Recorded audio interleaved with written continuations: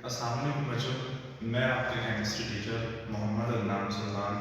आज हमने पढ़ना है थर्मोमेट्री और थर्मोमेट्री के साथ आज हमने पढ़ने हैं स्केल्स ऑफ थर्मोमेट्री।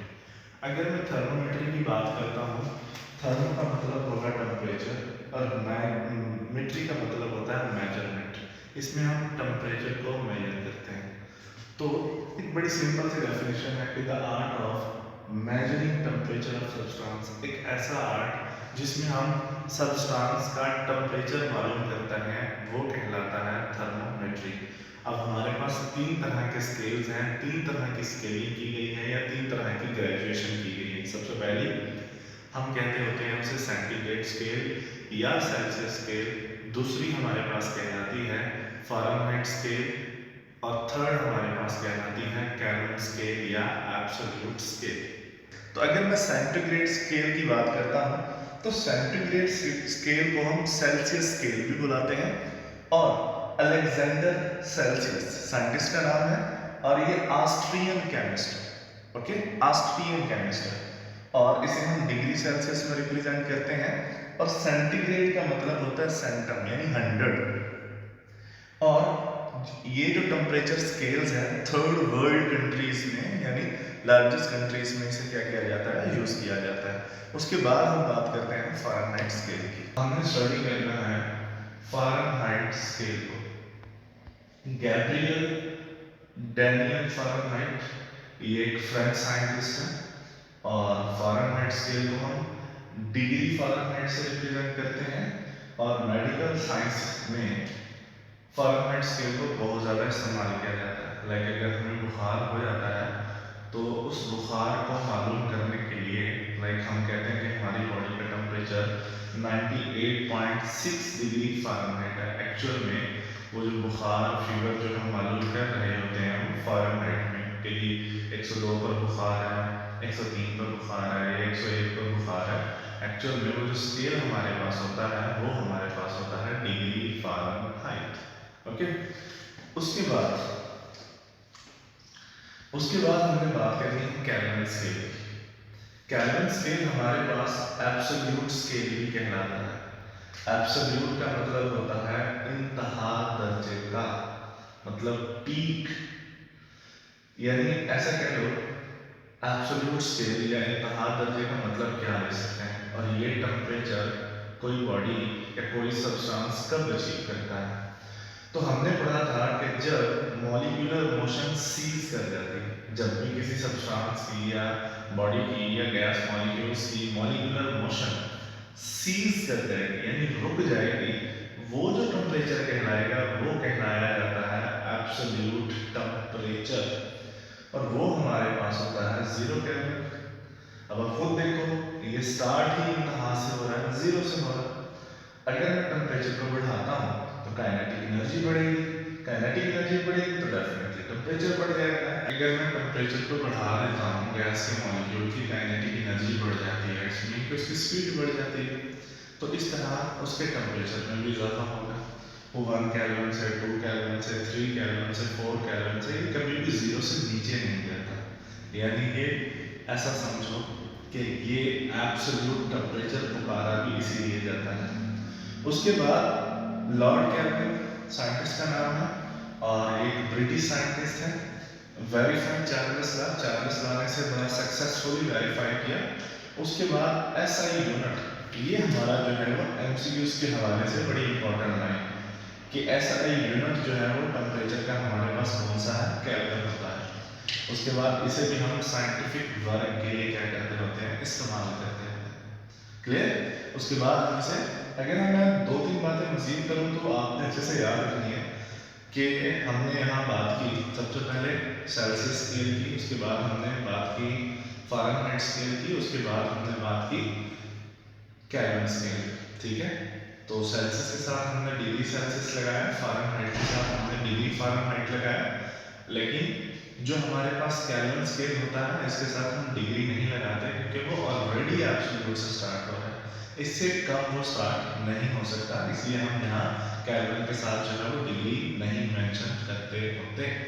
क्लियर। उसके बाद हम जरा इसे देख लेते हैं कि इन स्केल्स की ग्रेजुएशन या स्केलिंग कैसे की जाती है। मेरे पास एक थर्मामीटर है, मैं थर्मामीटर को क्या करता हूँ, आइस के अंदर पुट कर देता हूँ। आप जानते हैं थर्मामीटर के अंदर एक कैपिलरी ट्यूब होती है, उस कैपिलरी ट्यूब के अंदर मरकरी भरा होता है। तो जैसे ही मैं उसे आइस के अंदर रखूंगा तो क्या होगा, उसमें मौजूद जो मरकरी है वो राइज करेगा। जिस पॉइंट पर वो जाकर रुक जाएगा उसे मैं क्या कहूँगा, मेल्टिंग पॉइंट ऑफ आइस उसे मैं कह दूंगा। अब मैं उसी थर्मामीटर को बॉइलिंग वाटर में रखूंगा। बॉइलिंग वाटर में रखने के बाद अब क्या होगा, उसमें मौजूद जो मरकरी है वो एक्सपैंड करेगा और जिस खास रेंज पर जाकर वो रुक जाएगा हम उसे कहेंगे बॉइलिंग पॉइंट ऑफ वाटर। अब 0 degree Celsius is a melting point of ice, 100 degree Celsius is a boiling point of water. अगर इनके दरमियान हम डिस्टेंस देखें, यानी ये दो फिक्स्ड पॉइंट हो गए, एक हो गया लोअर फिक्स्ड पॉइंट और एक हो गया अपर फिक्स्ड पॉइंट। ये बात मैंने यहाँ राइट भी कर दी है कि जो लोअर फिक्स्ड पॉइंट होता है वो मेल्टिंग पॉइंट को रिप्रेजेंट करता है, जो अपर फिक्स्ड पॉइंट होता है वो बॉइलिंग पॉइंट को रिप्रेजेंट करता है। बात पर दोबारा वापस आते हैं। इस स्केल में अगर हम डिस्टेंस देखें इन दो मार्क के दरमियान तो वो 100 बनता है।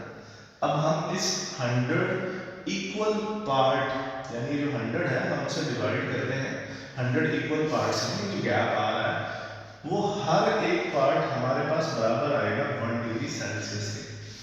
किसके बराबर आएगा, जब मैं उसे 100 एक तो हर एक।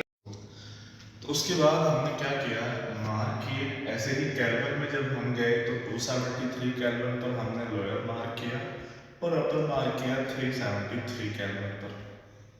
और जब हमने इनका डिस्टेंस देखा तो वो डिस्टेंस था 100 और जब हमने इसे 100 इक्वल पार्ट्स में डिवाइड किया तो हर एक पार्ट जो है वो बराबर आया 1 केल्विन के। इसलिए हमने एक ब्यूटीफुल सी स्टेटमेंट बना दी कि 1 डिग्री सेल्सियस बराबर है 1 केल्विन के और 1 केल्विन बराबर है 1.8 डिग्री फ़ारेनहाइट के। इसी बुनियाद पर मैं एक बात कह सकता हूँ कि 1 डिग्री सेल्सियस बराबर है 1.8 डिग्री फ़ारेनहाइट के। ऐसे ही 1 डिग्री फ़ारेनहाइट बराबर होगा 0.56 डिग्री सेल्सियस के। और ये लाइन भी एमसीक्यूज़ के हवाले से उतनी ही इम्पॉर्टेंट है जितनी ये लाइन एमसीक्यूज़ के हवाले से इम्पॉर्टेंट। इस डिवाइडेड इनटू 100 इक्वल पार्ट्स एक वर्डिंग बनाई है, उस वर्डिंग के अकॉर्डिंग देखें। इनके दरमियान डिस्टेंस है 100 का और हमने क्या किया, उसे इक्वल पार्ट्स में डिवाइड कर दिया। तो every each part is equal to 1 degree Celsius. Clear. इस तरह आपने क्या करना है कि 180 इक्वल पार्ट्स हैं, हमने उसे 180 इक्वल पार्ट्स में डिवाइड किया तो हर एक पार्ट बराबर आया 1.8 डिग्री फ़ारेनहाइट के। ऐसे ही 100 का डिस्टेंस था, हमने उसे भी सेम एज इट इज़ ऐसे ही किया और वो एक पार्ट बराबर आया 1 केल्विन। तो इस तरह हमने ये अरेंजमेंट दे दी। एमसीक्यूज़ के हवाले से ये अरेंजमेंट बहुत पावरफुल है, तो अच्छे से आप लोगों ने इसे देखना है। उसके बाद ये वाली लाइन भी एमसीक्यूज़ के हवाले से इम्पॉर्टेंट है, ऐसे ही ये लाइन भी एमसीक्यूज़ के हवाले से वेरी वेरी इम्पॉर्टेंट है। ओके। हमारे पास इंटर कन्वर्जन्स है, कुछ फार्मूलाज हैं। सबसे पहला फार्मूला कि अगर हमने डिग्री सेल्सियस से केल्विन में जाना है। अब हमने चैप्टर नंबर 3 में जितने भी न्यूमेरिकल, जितने भी एग्जाम्पल पढ़े हैं, इस तरह आपको ये बात याद रह सकती है कि जब भी हम डिग्री सेल्सियस से केल्विन में जाते हैं तो उसमें हम 273 ऐड करते हैं, लेकिन हमने एग्जैक्ट डिजिट यूज़ करना है 273.16। वैल्यूज पुट करेंगे तो हम इस तरह सेल्सियस से किस में चले जाएंगे, केल्विन में चले जाएंगे। अब हमारे पास है degree Fahrenheit to degree Celsius. Formula बनता है degree Celsius is equal to 5/9 into degree Fahrenheit -32। और ऐसे ही अगर हमने डिग्री सेल्सियस से फ़ारेनहाइट को लेना है तो उसके लिए बड़ा सिंपल है, हमने फार्मूले को अरेंज कर देना है। 5/9 उधर जाकर 9/5 हो जाएगा और ये जो -32 है उधर जाकर +32 हो जाएगा।